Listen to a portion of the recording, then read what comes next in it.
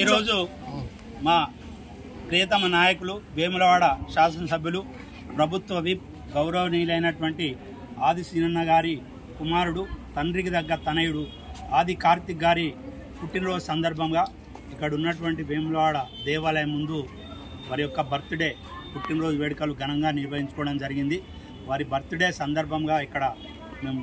జన్మదిన వేడుకల్లో భాగంగా ఈరోజు ఇక్కడ ఉన్నటువంటి పేదవారి అందరికీ కూడా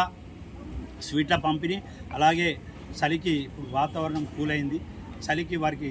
కప్పుకోవడానికి దుప్పట్ల పంపిణీ కార్యక్రమం నిర్వహిస్తున్నాం. ఆది కార్తిక్ గారికి నిండు నూరేండ్లు ఆయురారోగ్యాలు ఇవ్వాలని, వారు మునుముందు కూడా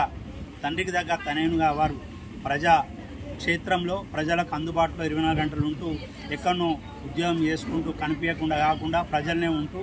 తండ్రికి చేదోడు వాదోడుగా మా అందరికీ కూడా మార్గదర్శకంగా ప్రజలకు సేవ చేస్తున్నటువంటి ఆది కార్తిక్ గారికి రానున్న కాలంలో పదవులు రావాలని, వారు ఉన్నత పదవులు అధిరోహించాలని, వారు కూడా ప్రజాసేవలో పాల్గొనాలని, వారికి నిండు నూరేళ్ళ ఆయురారోగ్యాలు ఇవ్వాలని, అలాగే ఆది సీనన్న కుటుంబ సభ్యులందరికీ కూడా ఆ రారేశ్వర స్వామి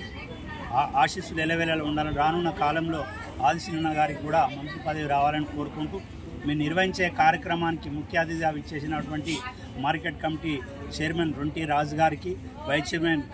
కనికరపు రాకేష్ గారికి, కాంగ్రెస్ నాయకులందరికీ, గణేష్, శ్రీధర్, రాము, చందుబాయ్,